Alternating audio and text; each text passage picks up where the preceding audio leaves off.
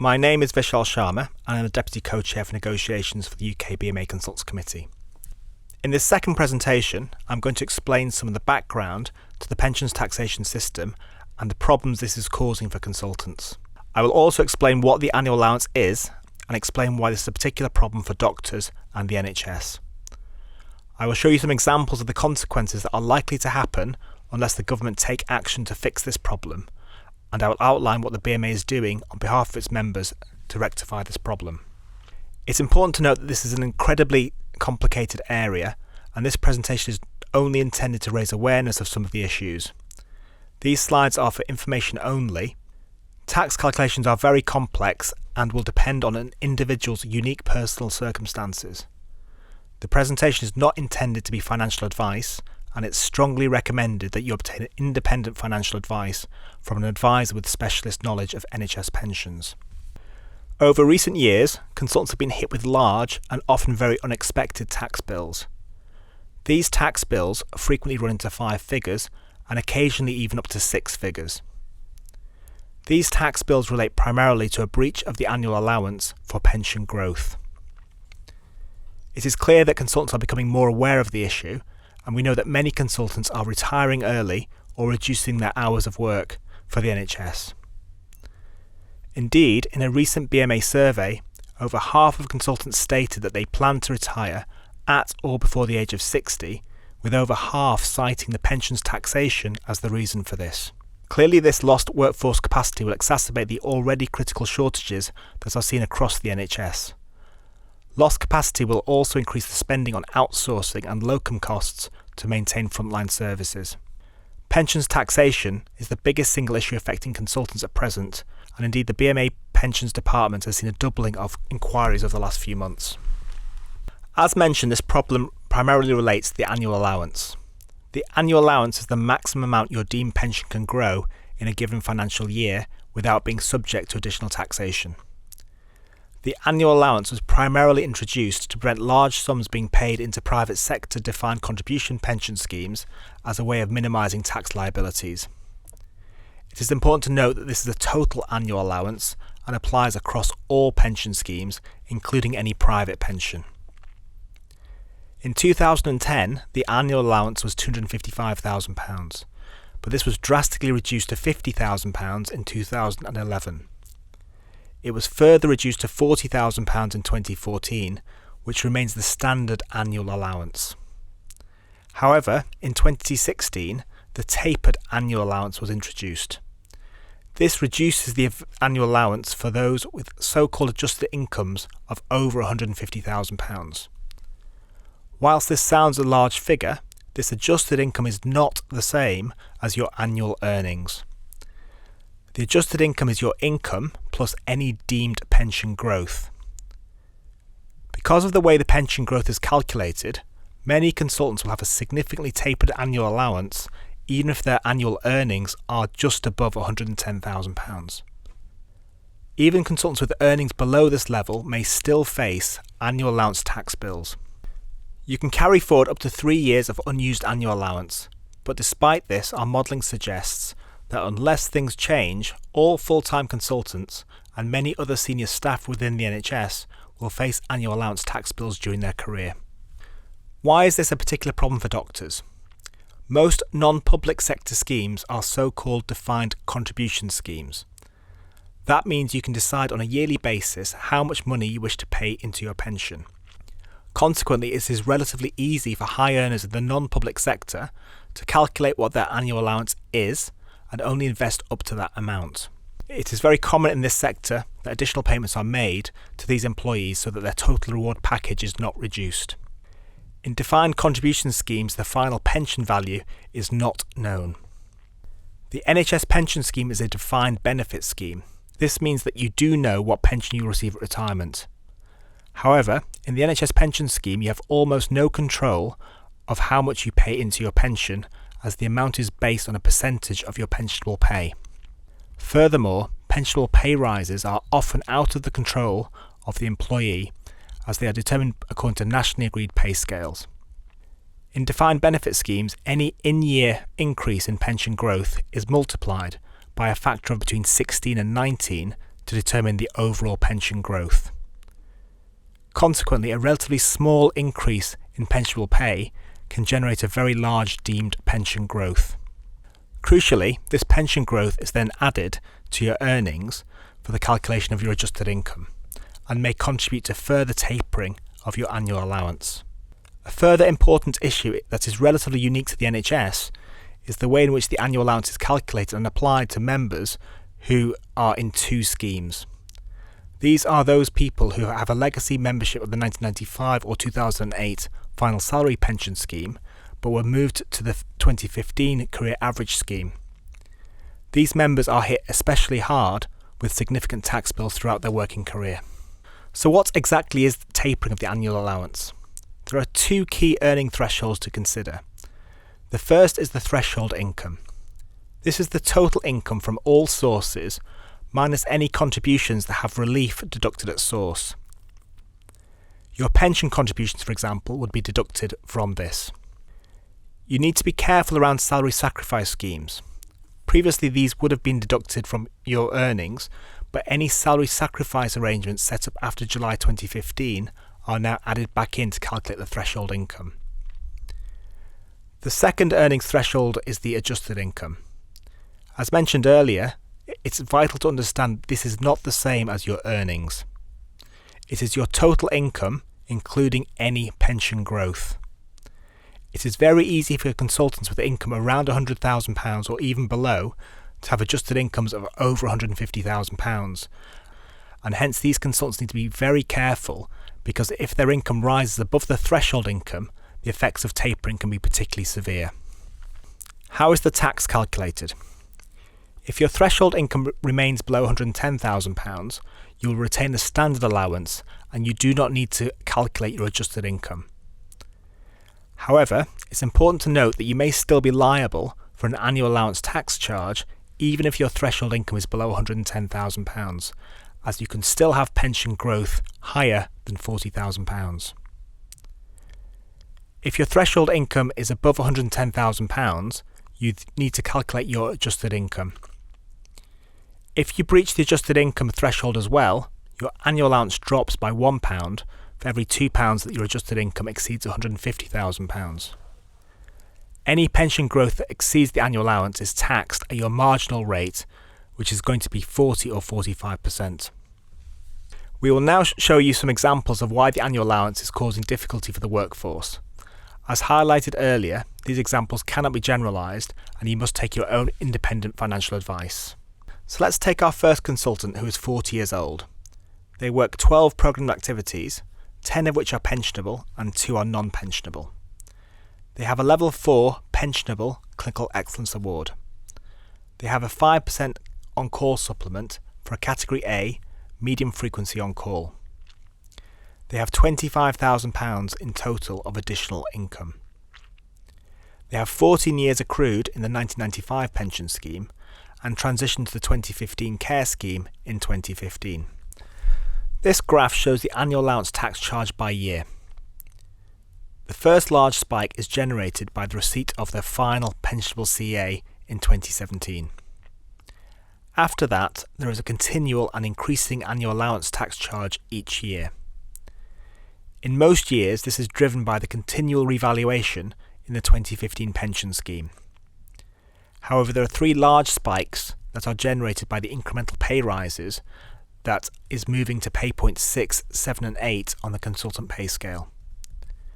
These increases in pensionable pay result in additional pension growth in the 1995 section, which is then added to the pension growth in the 2015 section, resulting in large charges. The tax bills are significant. Consultant A will incur tax bills of greater than £10,000 per year from the age of 48 and greater than £20,000 per year from the age of 56. These tax bills will continue to rise each year if they remain in the scheme. How can a consultant pay these bills? There are essentially 2 options. They can pay these bills from their already taxed net income. However, given the size of the bills, this is unaffordable for most consultants. The alternative is to pay these bills to HMRC from their pension using scheme pays. There are some important considerations with using scheme pays. scheme pays is effectively a loan against your final pension. The value of this loan is deducted from your final pension before assessment against the lifetime allowance. Consequently, this may be a good option, particularly close to retirement. However, it attracts an interest rate equivalent to the Consumer Prices Index plus the scheme discount rate, called the SCAPE rate. This combined interest rate has recently been as high as 5.8% per year. Recently, the scheme discount rate and CPI have fallen, and in 2019 this combined interest rate was 4.8%. Despite this, it is still a significantly higher interest rate than most mortgages, and it can be a very expensive option, especially for younger members. What are the implications of using scheme pays for Consultant A? The increasing annual allowance tax charges that are generated each year, plus the interest rate that is applied, means that the scheme pays loan increases almost exponentially over time. This is shown in this graph with the black triangles representing the value of the scheme pays loan. The red triangles represent the cumulative amount of tax paid if the consultant pays it from their net pay. If Consultant A was to work until state pension age, they would be servicing a loan of nearly £1 million at a high rate of interest. This also provides a powerful incentive to retire early. In the last year before state pension age, the loan increases by close to £100,000 in a single year. What does this mean for Consultant A's pension? The overall value of the pension pot is reduced by the scheme pays loan, and therefore this reduces the pension. What does this mean for Consultant A's pension? The overall value of the pension pot is reduced by the scheme pays loan, and therefore this reduces the pension. The final pension received is £55,555, which in today's money, once adjusted for inflation, is equivalent to around £36,500. It is important to note, though, that the pension value on the total reward statement is £107,745. Consequently, Consultant A is paying tax on a pension that they will never receive. What can Consultant A do to mitigate their annual allowance tax bills? As the NHS pension scheme is a defined benefit scheme, there is little Consultant A can do to reduce the amount they pay into their pension. In addition, their pay increases are nationally determined. If Consultant A was older, they may well consider early retirement. However, Consultant A is too young to retire. The only options that Consultant A has is to opt out of the NHS pension scheme completely, to opt in and out of the scheme, the so-called hokey cokey, to reduce their non-pensionable pay, or to reduce their pensionable pay by going part-time. So let's look at what would happen if Consultant A drops their 2 additional PAs but everything else remains the same. Remember, additional PAs are non-pensionable. In this graph, the triangles are the previous annual allowance tax bills that you saw when Consultant A was working 12 PAs. However, by reducing to 10 PAs, the annual allowance tax bills have reduced each year, despite these PAs being non-pensionable. This is as a result of the additional income from these PAs, resulting in further tapering of the annual allowance, with the reduced annual allowance therefore available. This results in higher tax bills. The cumulative effects of this are significant. At state pension age, stopping the APAs reduces the scheme pays loan by almost £250,000. What does this mean for Consultant A's pension? As the effect of the scheme pays loan is reduced, the pension pot is larger, resulting in a higher pension of £62,000 or £41,000 in today's money. To reiterate, reducing non-pensionable overtime will lead Consultant A having a higher final pension. What does this mean for Consultant A's pension? As the effect of the scheme pays loan is reduced, the pension pot is larger, resulting in a higher pension of £62,000 or £41,000 in today's money.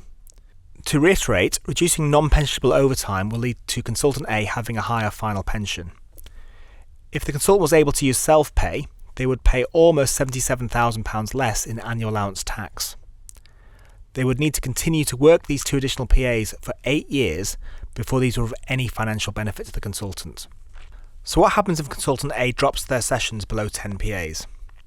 They are now reducing pensionable pay, so logically you'd expect pension values to fall. In addition, this reduction in activity will result in decreased capacity for the NHS. Part-time consultants have the same requirements for revalidation, so proportionately require more SPA time. As a result, if large numbers of consultants were to go part-time, proportionately more direct clinical care time would be lost. This would be expensive to backfill.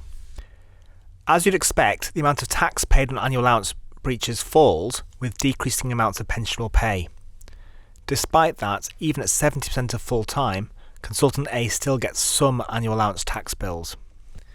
This graph shows the cumulative value of the scheme pays loan with decreasing activity from 12 PAs in blue to 10 PAs in red, all the way down to 7 PAs in orange. Again, as expected, the value of the scheme pays loan falls with reduced pensionable pay. However, this graph shows what happens to Consultant A's pension as activity is progressively reduced. Consultant A's pension is maximised if they work 8 PAs, but working 7 PAs still delivers a substantially higher pension than working 12 PAs.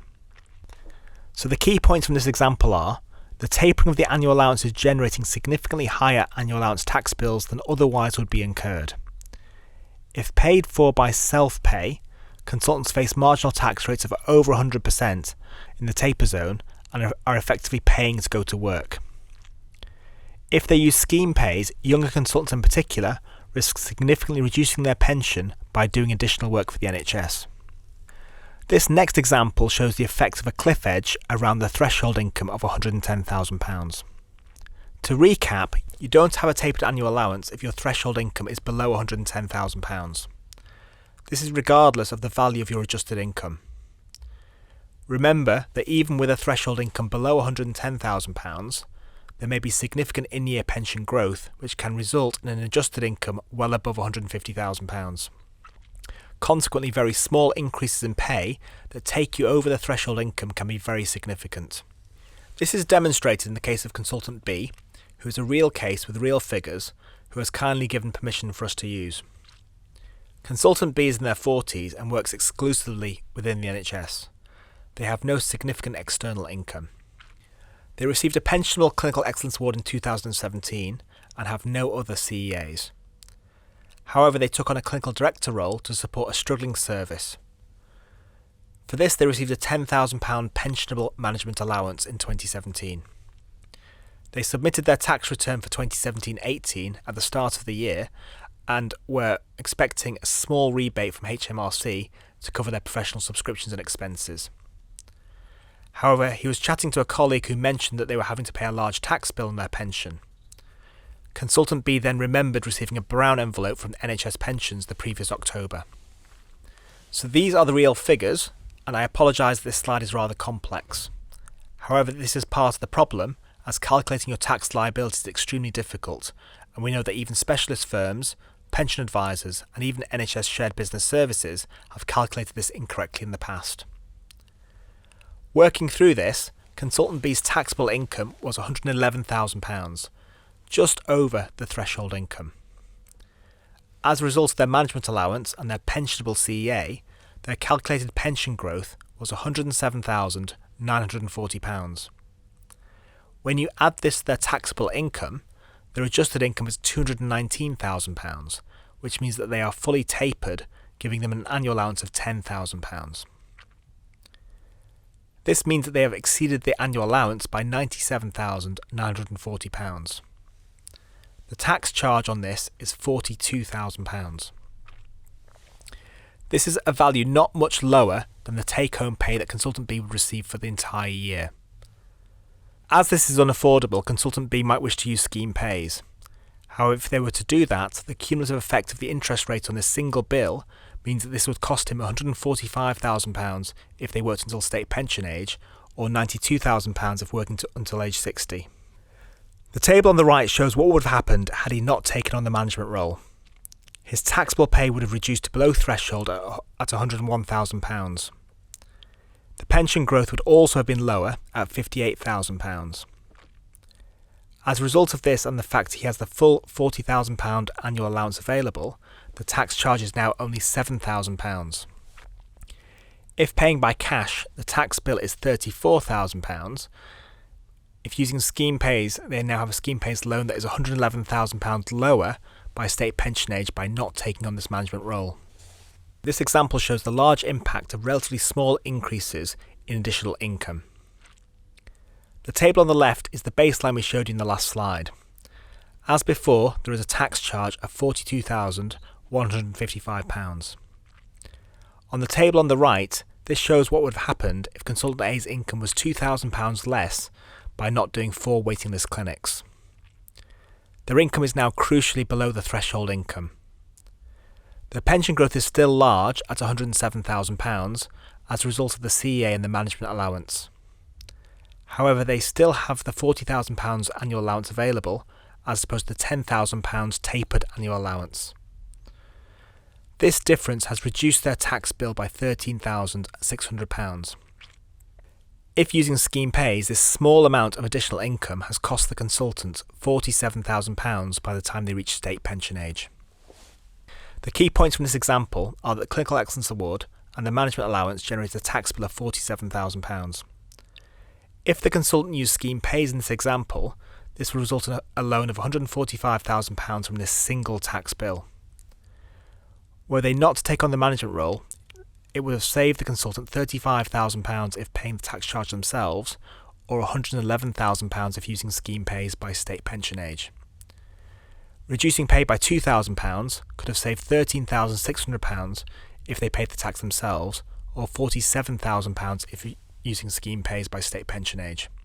In this third example, we look at the relatively unique interaction between the two pension schemes. It's important to remember that the 2015 pension scheme was introduced without agreement with the BMA and opposition from other unions. Most consultants will now be members of 2 sections of the NHS pension scheme. The annual allowance is calculated separately for the 1995 or 2008 section and the 2015 section. The final salary schemes are closed to further accruals. This means that you cannot increase the number of years of service, and this remains fixed at the level in April 2015. Your pension is allowed to increase in line with CPI without this being considered growth. However, if you are not accruing additional years, the only way this can happen is if your pensionable pay increases in line with CPI. Consequently, in the many years of sub-inflationary pay awards recently, the pension growth on the 1995 section in particular may well be negative.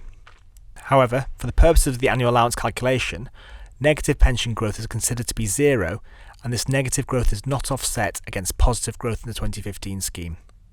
Another issue is that as a result of the revaluation, the 2015 scheme generates constant pension growth, which results in recurrent and increasing annual allowance tax bills.